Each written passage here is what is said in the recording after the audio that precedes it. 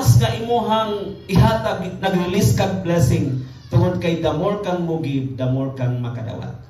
Welcome back to Born to Praise TV channel. We are created to praise and worship God. Amen. Palapakan nato sa Lord mga igsoon. Hallelujah. O sa gisulti diha mga igsoon sa next ikatulo. Unsa naman na? Ay application na. Hallelujah. Pinaagi sa pagserbisyo diha sa gugma diha sa Dios mga igsoon, atong hinumduman ang prinsipyo diha sa paghatag. It is multiplication. Atong application ani mga igsoon, dili pa ni siya conclusion, lahi tong conclusion, lahi po application. Application nato ang mga tulo ra ka butang. I-remind nata ani nga bersikulo. Atong application usa ka question mga igsoon. Asa man nimo gibutang ang imong kalipay karon? Usa ka pangutana nga dapat imong tubagon diha sa imong una-una. Kung nakadungog ka niining maong pulong, labi na tong mga nanimati sa live, nanimati sa ato ang video recording. Asa man nimo gibutang ang imong kalipay karon? Kung ang imong kalipay naa sa kalibutan mga igsoon, mahanaw o matapos na. Apan kung imong gibutang ang imong kalipay diha sa Ginoo, diha kang Kristo, then forever kang malipayon kauban sa iyang presensya. Itong palapakan si Lord mga igsoon. Ikaduha, nagapabilin ba ikaw kang Kristo adlaw-adlaw?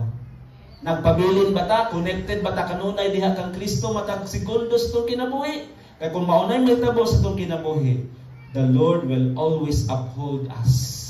Muna maka-recover o maka-move on ta, maka-overcome ta bisan unsang mga circumstances and obstacle. The last is, nagpamunga ba ikaw diha sa espiritu sa ato sa imong kinabuhi? Kinitulo ka mga pangutana ato ning i-address bilang pamalandong sa atong kaugalingon, bilang aplikasyon nato mga igsoon sa atong pagpadayon, mas ma-enjoy pa nato ang pagpangalaga diha sa Ginoo nga kauban kanunay ang Dios. Manindog ta mga igsoon sa atong conclusion, dili nato kalimtan nga ang tinuod nga kalipay dili temporaryo. No?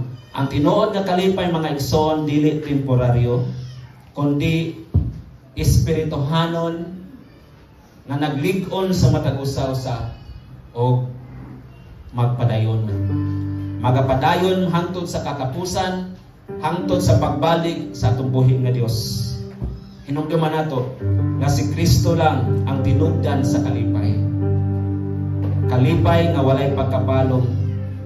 Kalipay nga siksik, liklik ug umaapaw. Igsoon kanunay nato ning balik-balikon. Always embrace the love of Christ.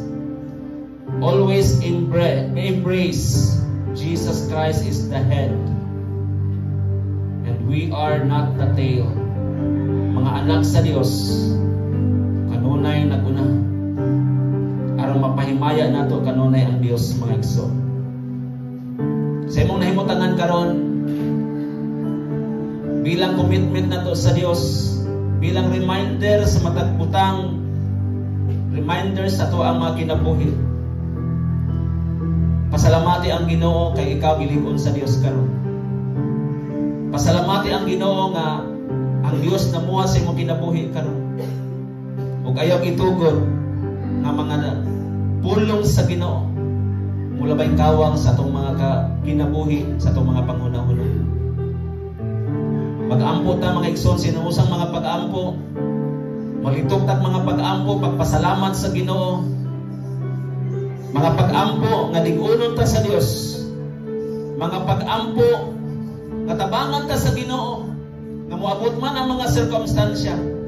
It is the Lord will take place. It is the Lord will take over. Come on church. Ablihi ang imong baba igsoon, dito ka ang mga pag-ampo sa pagpasalamat, protection sa imong pamilya, provide sa imong pamilya, kadasig sa imong pamilya diha sa espirituhanon. Kay moabot ang panahon ang pagbalik sa Ginoo hapit na. And let us always ready sa atong mga family, sa atong mga unsaved loved ones, sa mga katawhan nga wala pa diha, mahiusa diha sa talad sa pagpangalagad sa Ginoo. Hallelujah. Dalaygon ka sa ulay katapusan, Lord. Thanks for watching. Please like, subscribe, and bell all for more updates.